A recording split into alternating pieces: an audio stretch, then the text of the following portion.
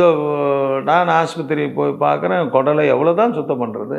அப்படியே போக போக போக அது கிட்னி வரைக்கும் போயிடுச்சு.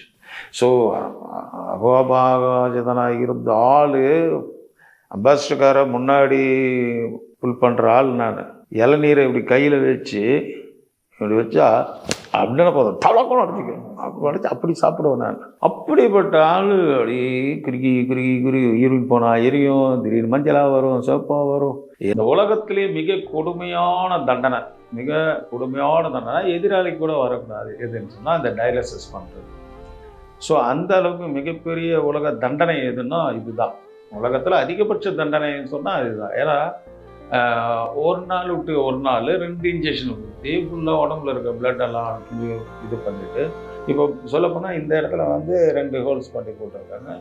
750 வாட்டி நானே குத்திருக்கேன். அது ஒரே இடத்துலையே 750 வாட்டி. ஆமாம்.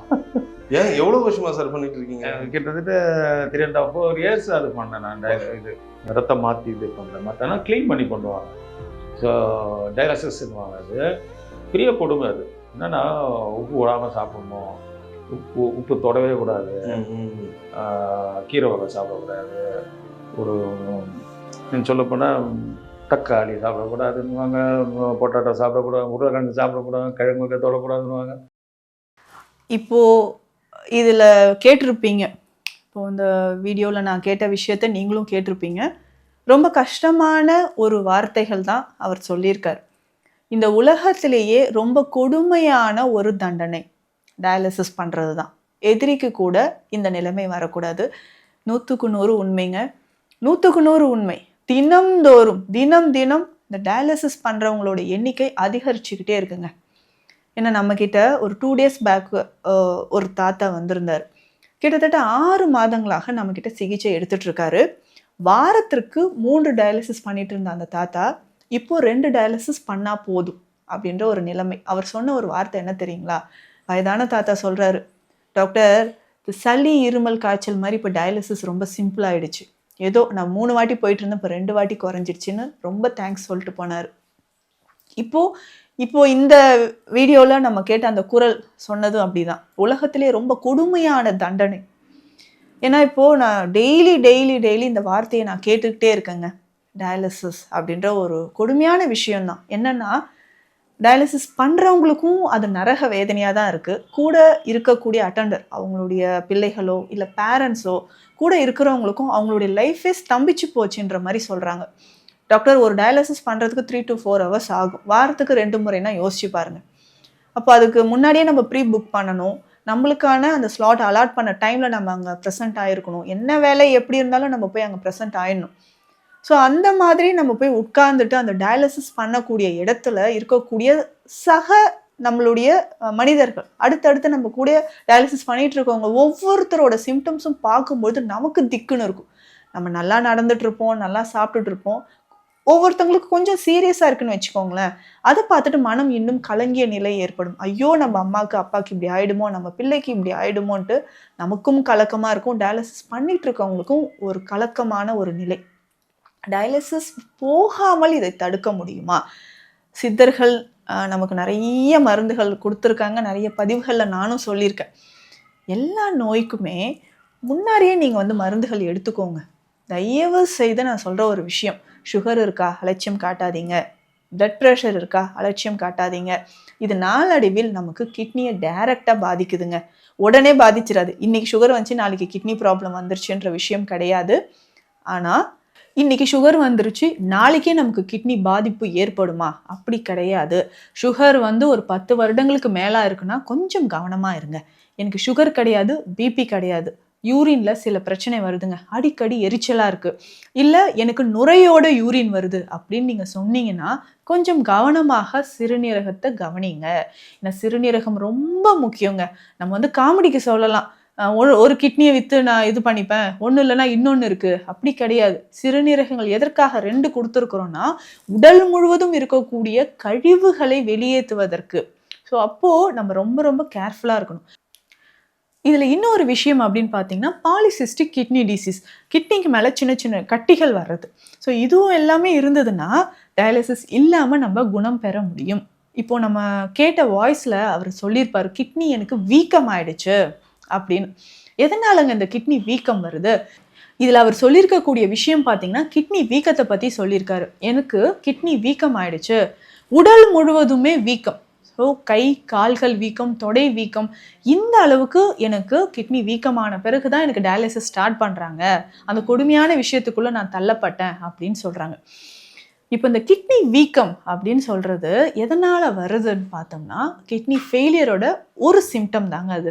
நிறைய பேருக்கு யூரின் அவுட்புட் இருக்காது. ஸோ யூரின் அவுட்புட் நம்ம போகும்பொழுது சில தடைகளால், ஸோ ஆண்களுக்கு முக்கியமாக பார்த்தோம்னா ப்ரோஸ்டேட் கிளாண்ட் என்லார்ஜ்மெண்ட் ஆகி அதனால் தடை ஏற்பட்டு யூரின் வந்து ரிவர்ஸ் ஆக ஆரம்பிச்சிடும். ஸோ அப்போது கிட்னியில் நீர்த்தேக்கம் ஏற்படுது.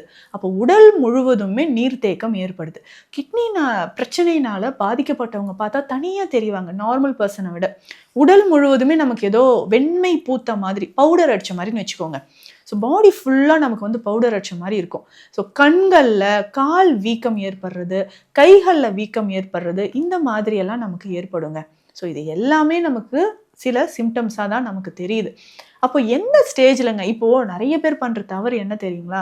சிகேடி ஸ்டேஜ் 5 வரைக்கும் நம்ம எந்த ட்ரீட்மெண்ட்டும் எடுக்காமல் விட்டுடுறோம்.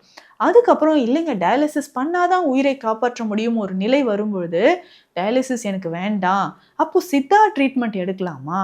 இந்த முடிவு நீங்கள் எப்போ எடுத்துருக்கணும்னா, கிரியேட்டின் லெவல் உங்களுக்கு 2 பாயிண்ட்ஸ் விட கிராஸ் பண்ணுது பார்த்தீங்களா, அப்போ எடுத்திங்கன்னா 100% உங்களுக்கு சித்த மருந்துகள் கை கொடுத்துரும். எல்லா டாக்டர்ஸும் உங்களுக்கு சொல்கிறது இதுதாங்க. எந்த வகையான மருத்துவ முறைக்கு நீங்கள் எடுத்தாலும் ஆரம்பத்திலே இதை சிகிச்சை எடுத்துக்கோங்க, இந்த உணவு முறையை நீங்கள் ஃபாலோ பண்ணுங்க அப்படின்னு சொல்லுவோம். ஸோ கடவுள் அருளால் இங்கே நிறைய பேர் ஸ்டார்டிங்லேயே வந்துடுறீங்க. ஏன்னா நம்ம போடக்கூடிய பதிவுகள் நம்ம எச்சரிக்கை கொடுத்துக்கிட்டே இருக்கிறோம், இந்த மாதிரி இருக்கா இதை பண்ணுங்க.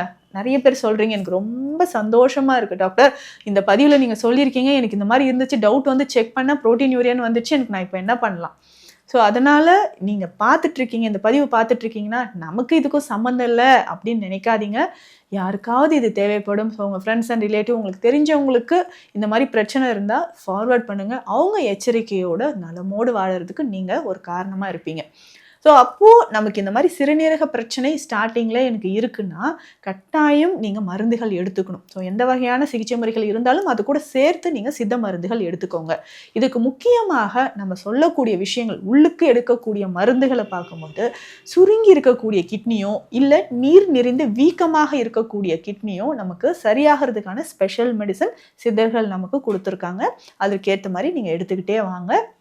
இதே மாதிரி எனக்கு வந்து பிளட் ப்ரெஷர் இருக்குது, கொலஸ்ட்ரால் இருக்குது அப்படின்னு நீங்கள் வருத்தப்பட்டீங்கன்னா அதற்கு ஏற்ற மருந்துகளும் சித்தால நம்ம கொடுத்துட்ருக்குறோங்க.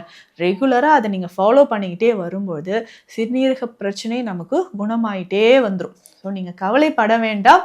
ஸோ இந்த மாதிரியான ஒரு அறிகுறிகள் உங்களுக்கு தெரியும் பொழுது உடனே நீங்கள் மருத்துவரை அணுகுங்கள். இதுக்கு உணவு முறை ரொம்ப முக்கியம். நாங்கள் ஒரு சார்ட் கொடுக்குறோம், அதை ஃபாலோ பண்ணுங்கள். கட்டாயம் நீங்கள் உணவு முறையை ஃபாலோ பண்ணால் மட்டும்தாங்க இதிலிருந்து முழுவதுமாக வெளிவர முடியும். லோ சால்ட் டயட், ஸோ அதிகமாக நீங்கள் வந்து சால்ட் எடுக்கிறத அவாய்ட் பண்ணிக்கோங்க. ஆல்கஹால், ஸ்மோக்கிங், இல்லை வெளியில் ஜங்க் ஃபுட் சாப்பிட்றோம், நான்வெஜ், ப்ரோட்டீன் டயட் நிறைய எடுக்கிறீங்க, இந்த உணவு முறைகள் எல்லாமே கண்டிப்பாக நீங்கள் ஃபுல் ஸ்டாப் வச்சுட்டு ஸோ நம்மளுடைய உணவு முறைகளை ஃபாலோ பண்ணிக்கோங்க. நல்ல நீர்த்துவம் நிறைந்த உணவு முறைகளை எடுத்துக்கிட்டே வாங்க.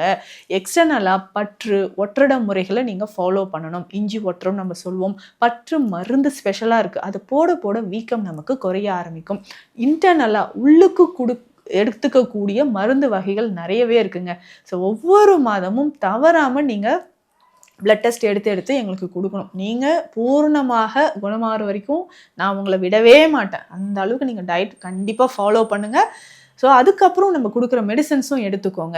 ஒருவேளை நீங்கள் டயாலிசிஸ் பண்ணிகிட்ருக்கீங்க அப்படின்னாலும் துணை மருந்தாக நீங்கள் சித்த மருந்துகளை எடுத்துக்கலாம். ஸோ இந்த பதிவு கண்டிப்பான ஒரு விழிப்புணர்வு பதிவாக உங்களுக்கு நான் கொடுத்துருக்கேன். நிறைய பேருக்கு இது பயனுள்ளதாக இருக்கும்னு நினைக்கிறேன்.